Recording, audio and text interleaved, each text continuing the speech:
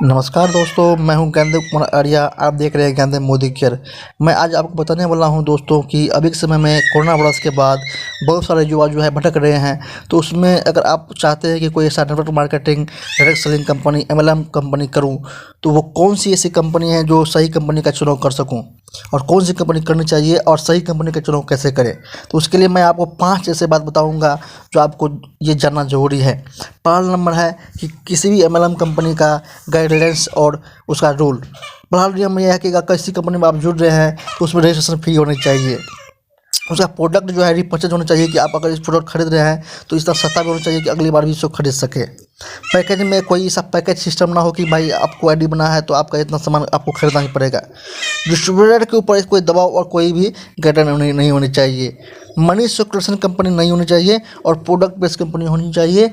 और उसमें जो है IDSA में होनी चाहिए।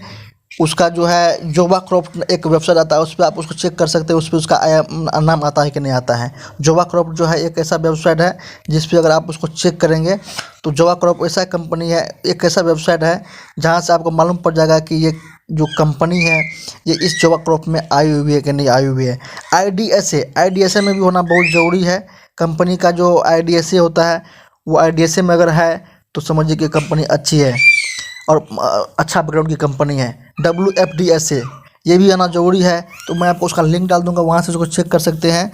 और MCA की ऑफिशियल वेबसाइट ZOBACORP.com जोवा क्रॉप पे होनी चाहिए। अगर ये MCA के अंतर्गत रजिस्टर्ड है तो समझिए कि ये कंपनी सही है, क्योंकि बहुत सारी कंपनी ऐसा है जो नया लॉन्च होती है लेकिन उस कंपनी का जो नाम होता है वही नाम जिस कंपनी का नाम जिस नाम से वो लॉन्च हुआ है वही नाम उसके प्रोडक्ट पर नहीं रहता है। यानी कि वो प्रोडक्ट किसी दूसरे से खरीदता है और उस प्रोडक्ट पे उसका नाम भी नहीं रहता है। लेकिन बहुत सारी कंपनी ऐसा भी है जिस कंपनी के प्रोडक्ट भले दूसरे से खरीदता हो लेकिन उस कंपनी का उस पर नाम रहता है। तो इस तरह से ध्यान देना ज़रूरी है। बहुत सारी कंपनी ऐसा है जो अपना प्रोडक्ट पे अपना खुद का नाम भी नहीं देता है भाई। और आपको ये गाइडलाइन जो है, पहला नंबर वो हो गया। दूसरा नंबर में क्या है बताने वाला मैं आपको। दूसरा नंबर में क्या है, कंपनी की प्रोफाइल में आती है कंपनी का वादा और दावा। ये दोनों चीज़ अगर ऐसे दिखाती चीज़ें हैं, जैसे कंपनी जो चलाता है उस नेटवर्क मार्केटिंग बिजनेस का कितना अनुभव है, कंपनी का मालिक के पास कितना अनुभव है और कंपनी का विजन और मिशन क्या है भाई। तो प्रोफाइल में कंपनी कितनी पुरानी है, कंपनी का मालिक ओनर कौन है, फैमिली बैकग्राउंड क्या है उसका, इससे पहले वे क्या करते थे, कंपनी के पास सभी सरकारी दस्तावेज है कि नहीं, नेटवर्क मार्केटिंग से अलग भी क्या उस कंपनी के कोई प्रोडक्ट या कोई सर्विस बाजार में उपलब्ध है, कंपनी का प्रॉफिट ग्राफ बढ़ते क्रम में है या नहीं, company distributor friendly, customer friendly, उपयोगिता फ्रेंडली, क्या मतलब क्या कंपनी में आपके फ़ायदे के बारे में सोचती है कि नहीं। ये होगी कंपनी के प्रोफाइल। अब आते हैं प्रोडक्ट में कंपनी का होता है, आधार होता है वो प्रोडक्ट ही होता है भाई। तो किसी भी कंपनी को चलने के लिए या ग्रोथ करने के लिए उसके प्रोडक्ट में दम होना चाहिए। तो अगर उस कंपनी के प्रोडक्ट में रिजल्ट नहीं मिल रहा है तो बार नहीं करते हैं तो लोग आपके लिए नुकसान का कारण बन सकती है। ऐसे एक सही कंपनी में प्रोडक्ट में रिजल्ट और लोग बार खरीदना चाहिए और लोगों के हिसाब से उसका रेट अच्छी होनी चाहिए। ज़्यादा महंगे प्रोडक्ट आपके सभी लोग नहीं कर सकते, इसलिए प्रोडक्ट्स पर सही होना चाहिए भाई।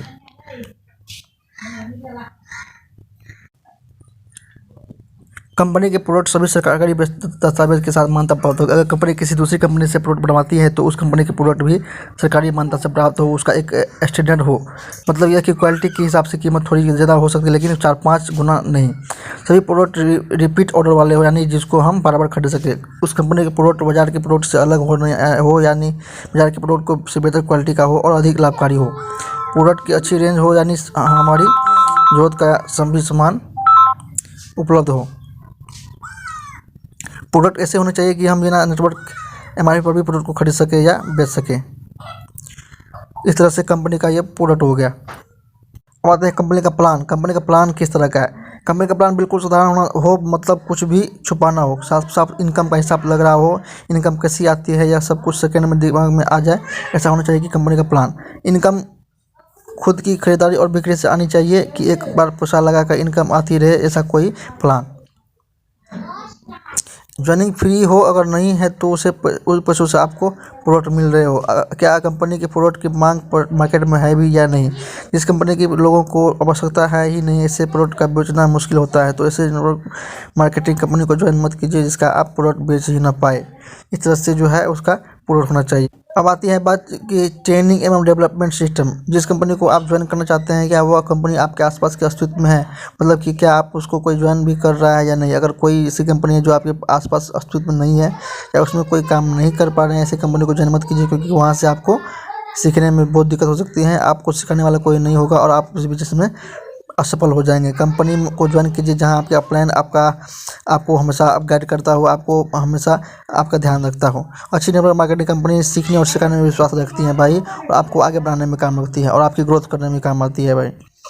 तो अभी आपको मैं बताऊँ कि एक विशेष सूचना कि अगर आप इन सभी बातों को ध्यान में रखकर अगर किसी कंपनी को ज्वाइन करते हैं तो कभी भी आप नहीं फाइल होते हैं। क्योंकि IDSA को देख करके, उसका लिंक मैं आपको डाल दूंगा, वहाँ से देख करके अगर आप उसको जुड़ते हैं तो कभी भी आप फाइल नहीं होंगे।